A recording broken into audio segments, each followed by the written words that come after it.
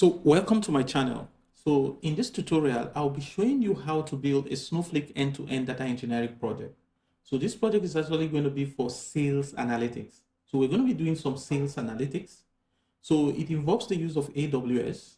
So we're going to be using AWS to actually store our data. So we're going to write this Python script here. So this Python script will generate some data using faker.js that will be so realistic into this S3 bucket. So we're trying to simulate a real scenario.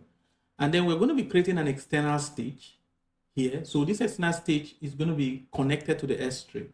And then with the help of Snowpipe, we are going to be monitoring this external stage and copying the data to the raw sales data table. So we are going to be tracking these changes here. And the way we track these changes is by using a feature in Snowflake called a stream. And then we also make sure that with the stream, we are going to create a task. So we're going to create a task, which is going to be triggered to insert into this sales claim table. And then we're going to create another one, which will also calculate it's called the calculate metrics task. So it's going to do some merging and store the data into this stored metric table. So we're going to have like two tables here, the sales claim table and the store metrics table. And we're going to create two tasks that will be depending on the sales stream. Then finally, we are going to create a secure analytical view that the analyst will create an analyst rule for reports to be built. So we're not going to go deep into building the reports, but this is exactly what we're going to be building. So I'm going to go ahead now to create our Python project. So as you can see here, I have my folder here created. So it's called end-to-end Snowflake AWS. So I'm going to be opening it on VS Code because we need to create the Python script that is going to load data into our AWS account. So let's go ahead to create our Python environment. So I'm going to be doing everything from scratch. So here we're going to be creating our Python environment. So I'm just going to be creating one with, so I'm going to do Python. So this is how I create my Python environment. So we're going to also be installing all the dependencies we need like for the Python environment.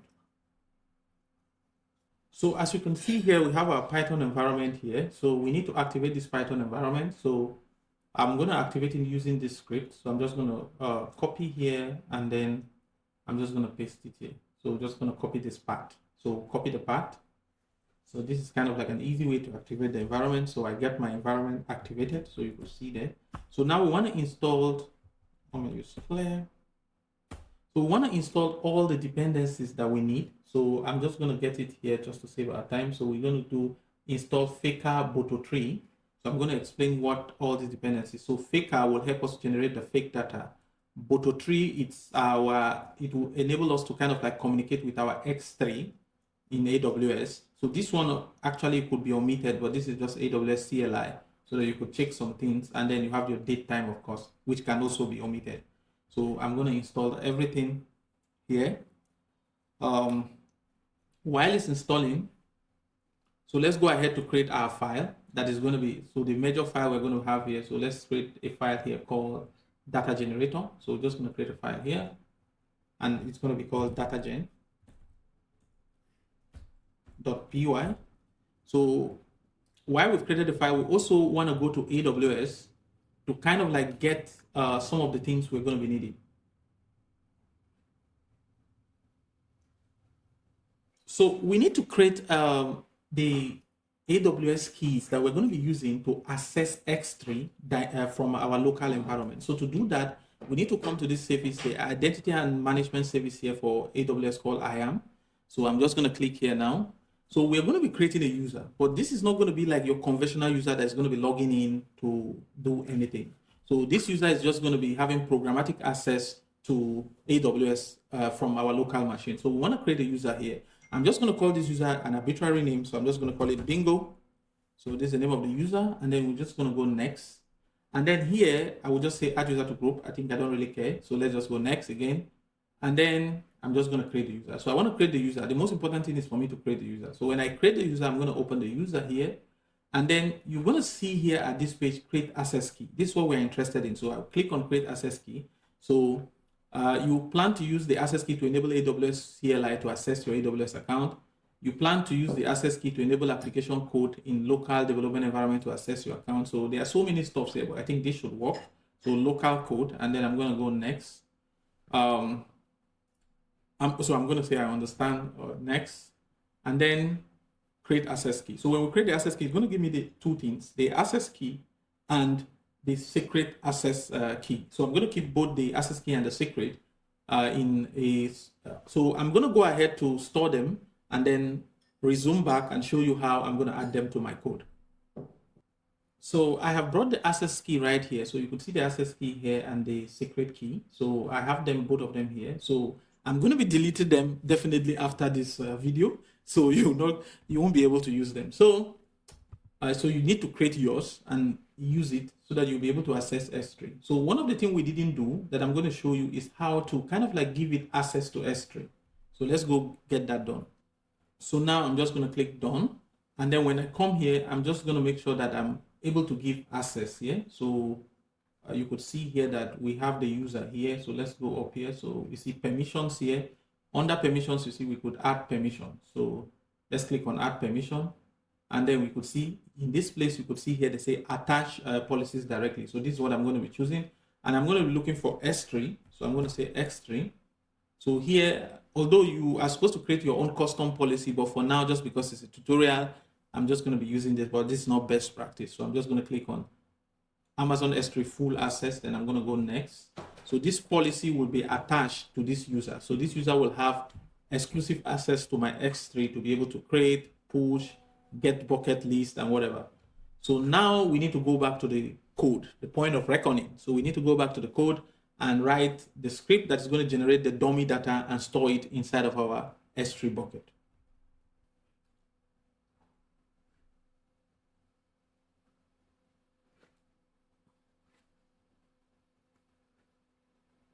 So let's see what we're going to do. So the first thing we want to do, of course, is to import the basic import. So I'm just going to save our time here. So we're just going to be importing Faker.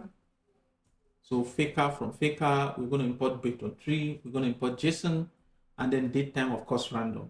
So we want to actually set our Boto3 client. So we'll instantiate. So the next thing we do is instantiate our. So we're going to instantiate Faker. So Faker is what we're going to be using to generate the dummy data. And then, of course, for our client here, we want to use this. So this is going to be our key. So I'm just going to take this one up here. Remember, I told you I'm going to be deleting this at the end of, so you can use it. So, and this is not the way, this is not what is advisable to keep this. Don't use it like this. You might either put it as an environment variable and then use, for example, the OS package to use it.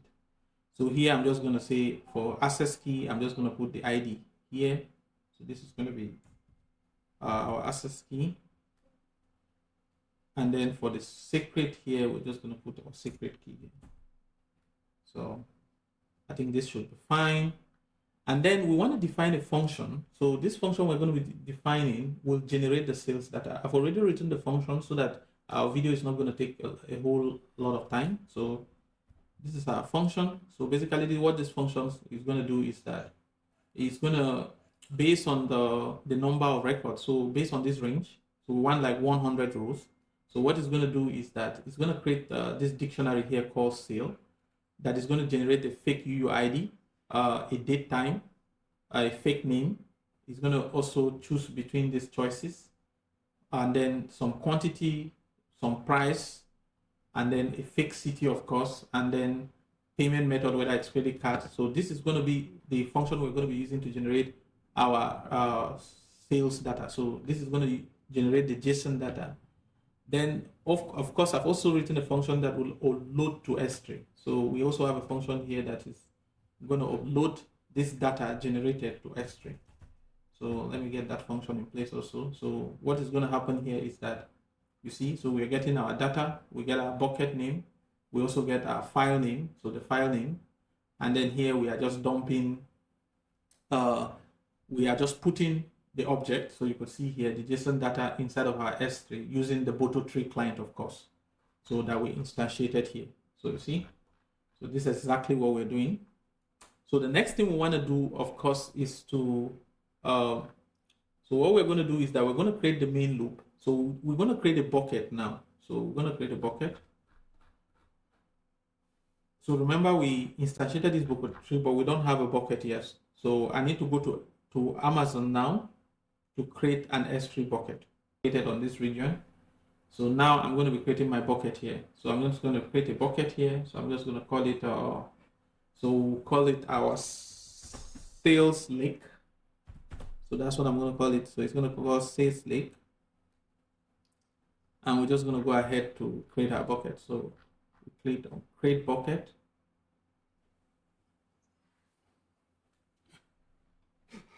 So we created our bucket here. So let's go back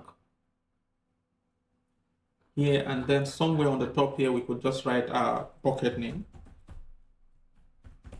and our bucket name will be equals to the name of our bucket, of course, so which is sales lake. So we've created our bucket. So this is the bucket that we're going to be writing the files into.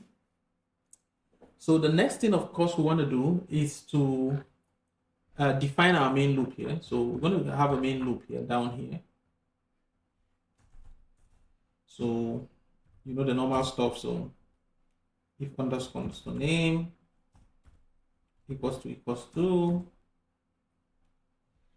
this. So what do we have? So the first thing we want to do is that we already have our bucket name. So it's already doing, so we don't want it to be generating all the time. So what we actually want is that we want a situation where in a specific time it will actually generate. So what we'll do is that we just do so say while true. So we just create while true. And what I'm going to do here is that I'm just going to create like the current time. So that based on the current time, we can get the current time and put the current time that the data was generated. So inside of our JSON. So I'm just going to set the current time. So let me call it like C time. And then this is going to be equals to our date time. So we're going to get it from datetime.now. So I think this should work.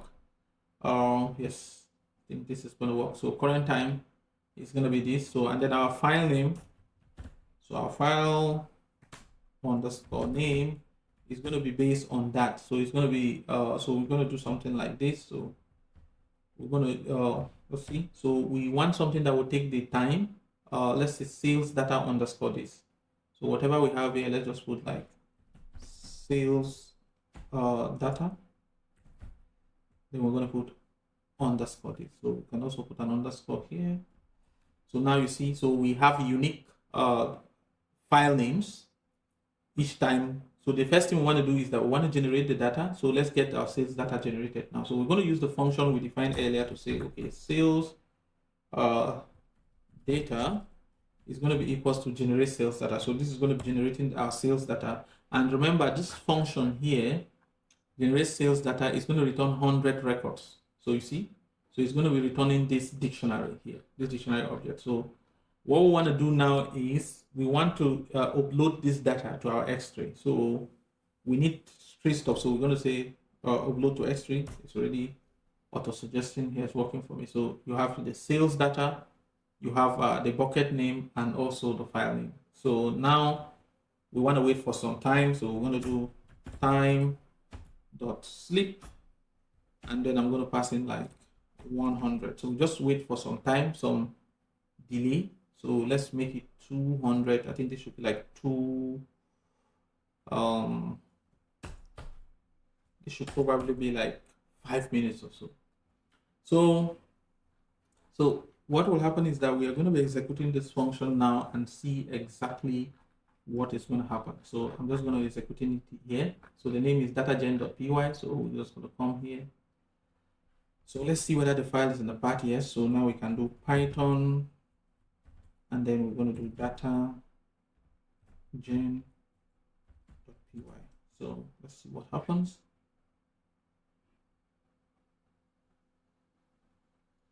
So we will check our S3 bucket and see if the data is actually being uploaded into our S3 bucket. So let me go check my S3 bucket. So as you can see, I just came here and you see we already have a file here, so being uploaded into our S3 bucket. So now we are going to go to the phase where we create the database and the objects in Snowflake to enable this end-to-end project to work. So here we already have our S3 bucket. So I kind of like emptied it again. So it's constantly ingesting the data from the local script. And then we're going to start creating our object. So the first thing we're going to create is the database and the schema. So let's go back here. We're going to create our database and schema. So database and schema. So we have our database and schema created. So called Snowflake. Just the name of our S3 bucket is called Sales Lake. Then what we want to do is we are going to be creating the table. So the table where we're going to be storing the raw JSON. So we're going to have this table called raw sales data. So if you look at our diagram here, so this is the table I'm talking about. So the raw sales data table. So the raw sales data table, we have a Python script that's ingesting to our S3, and then via an external stage and Snowpipe, we are storing the data here. So we are creating this table here. So let's create the table. So this is the table that we are going to be ingesting data from Snowflake into. So we want to create our S3 object. So we want to create the stage. So remember, if you go back to the diagram again, this is the external stage. So we have our S3. I want to create this external stage and this table. So I've created this table. The next thing I need to do is to create this external stage. So I'm going to create the external stage. So this is how you create the external stage with the create or replace stage, the name of the stage. And then of course you want to provide the URL and your AWS keys. So your AWS key ID, the same thing we used locally when we were pushing data to Snowflake, to S3, to our S3 bucket. Sorry. So we're going to run this also. Now our stage has been created. In order to see our stage in action, so we're going to use the command ls, then add the name of the stage. So the name of our stage is JSON sales. So that's what we're going to put here. And then if we do an ls on this, we see the single file that has been created. So after we create the stage, so we're going to go much down. So we've created the stage and the table. So let's see the other piece we need to create. So we need to create the pipe. So you see the pipe here. So the pipe is going to be the one to monitor the stage. So the pipe is going to monitor the stage and copy the data into the table we just created. So let's go ahead and also create our pipe. So we're going to see our pipe. So I'm going to create our pipe. So the next component to create is our pipe. So this is our pipe. We're going to set this auto ingest property to true so that as data lands into the S3 bucket, the data will be automatically ingested into our raw sales data table. So that's what we want. So we're going to create this also. Then this is also created. So we have our sales pipe created. So let's see our pipe. So the way you see your pipe is you actually do show pipes like. So this will show the pipe. And then you're going to see the pipe like when it was created, the name of the pipe, the database, the definition in the pipe. And then one of the things you should take note of here is this notification channel. So you want to copy this notification channel. I'm going to do it so that I don't need to spend a lot of time on it, but I'll show you how it's been done. So you want to come to your S3 bucket, and then in the properties of your bucket, you want to come and define an event. So let's look at the event. I've already defined it in order to save time. And then within this event, so not here, so let me go back. So within this event, like this load file event you see here, you have to put this notification channel here. So I could also show you, let me edit it here. So you see, it will listen to any file with the surface of JSON. Here I decided to take put, post, and copy. So you're going to be creating a new event object. And then of course, you're going to be providing that queue service ARN. So you're going to provide that. So you're going to make sure you copy this. So let me show you. So this needs to be copied, and you need to replace it here. So you will be creating this object from scratch, and then this is what you do, and then you save changes. So now we've just said each time something is being inserted into the bucket, it should be loaded into that queue. So Snowflake is going to handle all the nuances around it. So the next thing we need to do, of course, so we are done with the pipe. So you make sure you copy this back to create an event. with this queue and ARN name. So now we've created a pipe. So let's go back to our diagram. So now we are done with this stage. So we've created our pipe, we've created our stage, and we've created our table. So the snow pipe monitors the stage and this copies the data into the table. So the next thing we need to do is to define our stream and our table. So let's first of all go ahead to define the two tables here. So we have a sales table. So if you see here, the one that ends with table, we have tags here. We have two tags. We have a table. So let me explain this flow again. So as we, so this stream will be created to be tracking changes in this table. So as it tracks changes in this table, we can create a tags that will, so we'll create this clean sales data tags that gets triggered whenever there is data in the stream. So it will insert the data into this table. And then we have another tags here that will mesh the data into the store metrics table.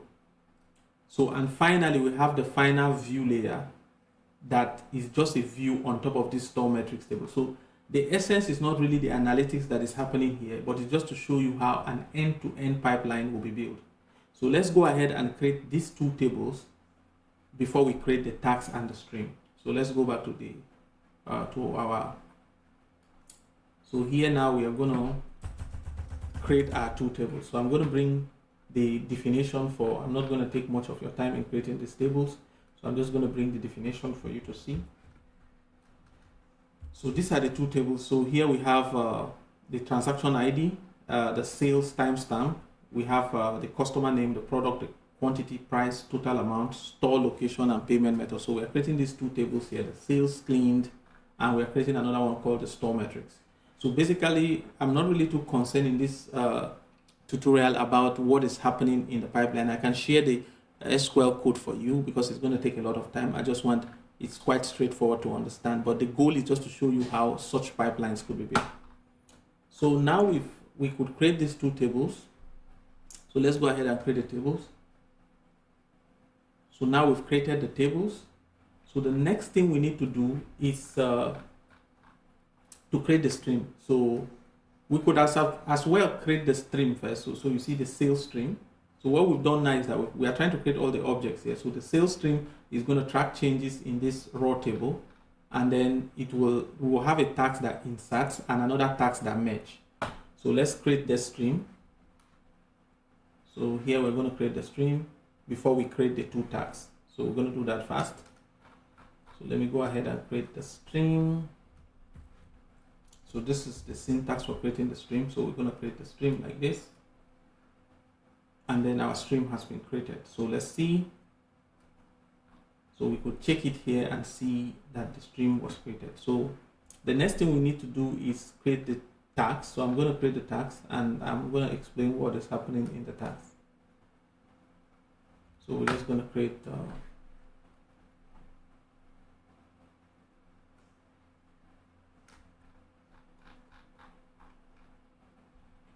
so this is the first tags that we're going to be creating. I'm going to show you the tags in the diagram. So this tags is going to be called, so this is the tags. So this tags is called the clean sales data. So if you come back to our diagram here, you see the clean sales data tags. So this is what we are creating. This clean state data stack is going to take the sales string and it's going to insert it into this table. So this table here. So let's go back and see. So we have the tags here called create or replace. So it's going to run every 2 minutes. You could put anything here, but it's also going to have a condition that checks that the stream has data. So the stream will definitely have data before this tax is going to be triggered. And simply just doing an insert. So it's doing simply inserting into the sales clean. And you could see here that it's just using the raw JSON. I think this one is going to give us some issues. So let me give you the right one. So I'm just going to take this one out.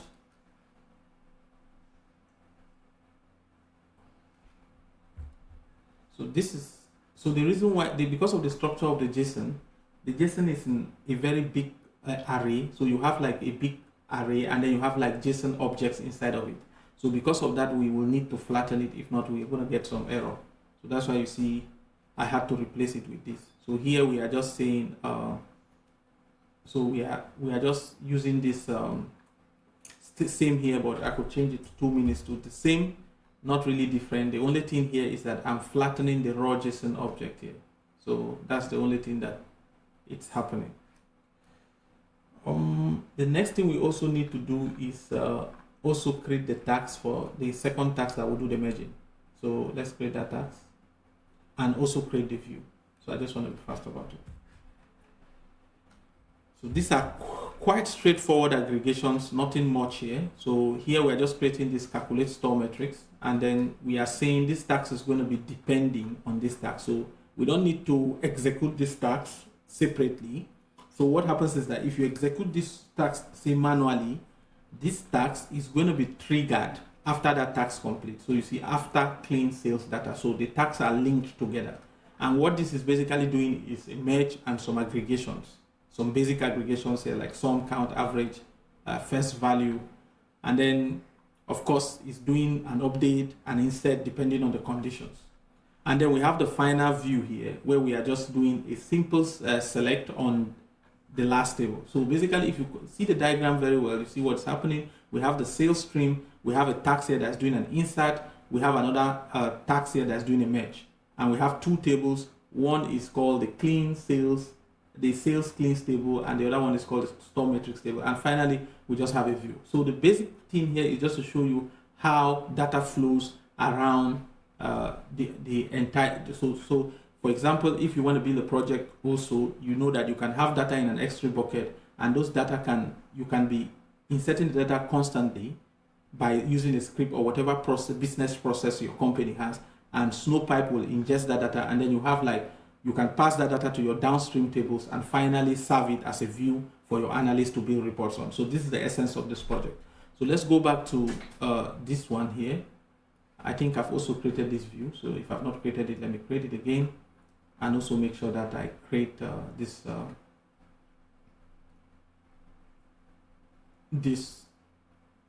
tax, so the second tax.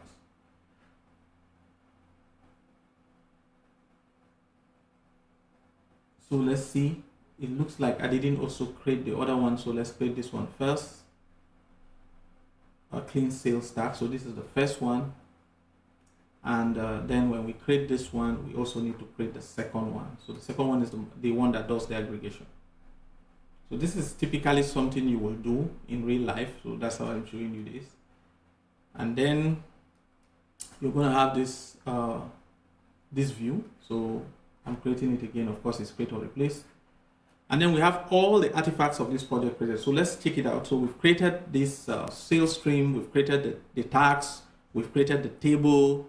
We've created the calculate metrics tax also that does the merge, and then we've created the store metrics table. We've also created this view. Although this rule, I added it here, it's kind of optional if you want to create it, but this is just to show you that in real life, you want to also have like an analyst rule that will only have access to this view, not the entire tables or tax and whatever other artifacts you've created.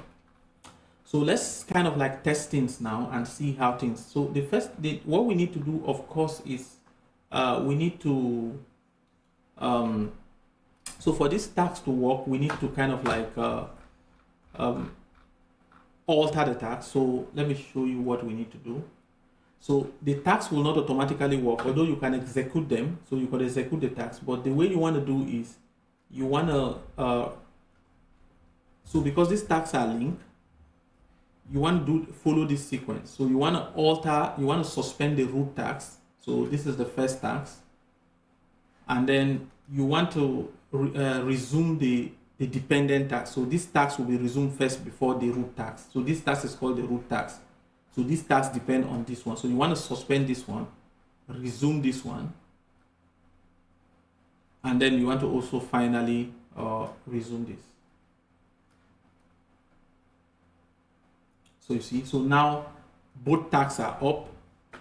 I think what you also need to do is we could also, there's a way to also check the stream to see whether the stream has some data. So I'm going to show you how to do that quickly.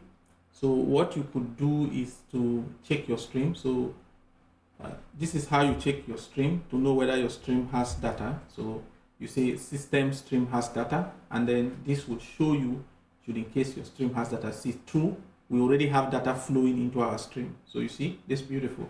So we can see the data that is in our stream. So let's see. So what we could do now is, let's try to select from the raw sales data.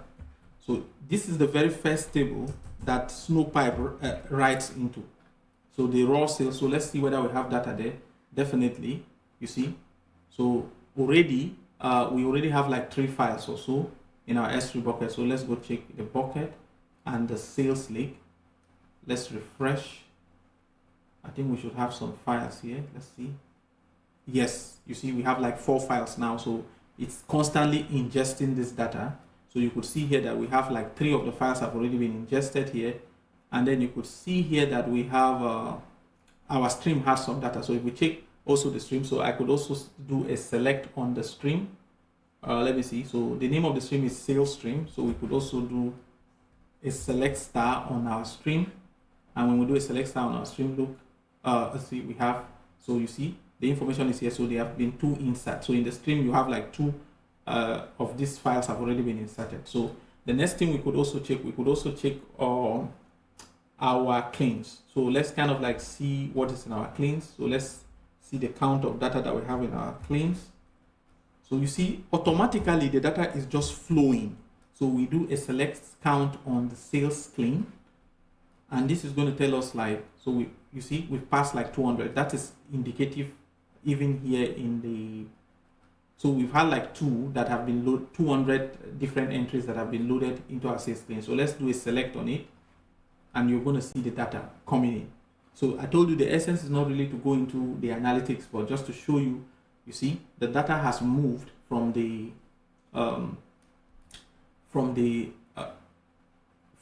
stream to the clean. So it's been inserted. So if you check our stream now, so let's go back to our sales stream. So let's see. The stream is empty because the whole data has been loaded from the stream. So now when we check our raw data, let's see, something again is popping up there. So you see, so it's still the same. So if we give it some time now, it will still ingest new data. So let's see what is happening here. So let's do, let's count this again. So I think it will be 200 still. So let's see also the final table. So the store metrics table. So if you go to our diagram here, you see that the data has now passed the sales stream, is being inserted into this cleans data at this cleans table. But we also need to check whether this tax was also activated, the calculate metrics tax. So we also check the store metrics table. So let's check the store metrics table. So I'm going to do a select star on the store metrics table. So let's see. Let's go back here and do this and see whether we're going to have data there. So see, yes, data has also been loaded in this table. So you see, we now have data in this table. So finally, we also need to check, before we check our final table, let's also check, so there's a way you could also check to see the execution history of your task. So I'm going to also provide, so the way you do it is by, you can use the information schema. So every Snowflake has this schema called the information schema, and there's something here called task history. So with this, when you execute it, you will say when name equals to this or name equals to this. So for the 2 tasks we have, you see order by schedule time. So we are looking for the last 10 executions. So here when we execute this, so you see here that we will see all the execution that happens. See here there was an insert, there was a merge into, there were inserts that were happening. I think things are still going on right now. So it's still picking up. The script is still running on my local machine. So I could show you the script. So the script is still running here. So you see it's still generating the data in real time and pushing it to our S3 bucket. So this is what is going on right here. So now we are already seeing here that the data is left. So let's finally look at the final table. So the final table is the final view that we created. So that's the sales analytics table. So we want to check that one now. So let me check it here. So we'll hide this result and let's paste it here and check it. So this is the final table. So you see there's data in it. So we have like the store location, the date key, the sales, totally in alignment with the schema that we created for the table. So if we go back here, so we could just review all our artifacts. You see everything is perfectly working as intended. So we have our table database. We created the raw sales data that only takes JSON. We created a stage, and then we also created a pipe that constantly monitors this stage and copies the data into this location. So we also created two tables, one table and a downstream table called sales cleans and sales metrics. And then we created our streams, and we created tags, two tags, one to insert and one to merge, just to show. And then we created the final view just in alignment with what, and then we've tested everything to the final sales analytic table, and we'll have our data. I will also include like the code, link to the code. So maybe as just maybe like a snippet link where you could get this code and try it yourself. And definitely you're going to see how all these things add together. So using tags, streams, and Snowpipe to kind of build an end-to-end data engineering project. So thank you for listening, and do have a wonderful day. And don't forget to subscribe to my channel, as I'll keep bringing you machine learning related content and data engineering related content, and even blockchain. So have a wonderful day.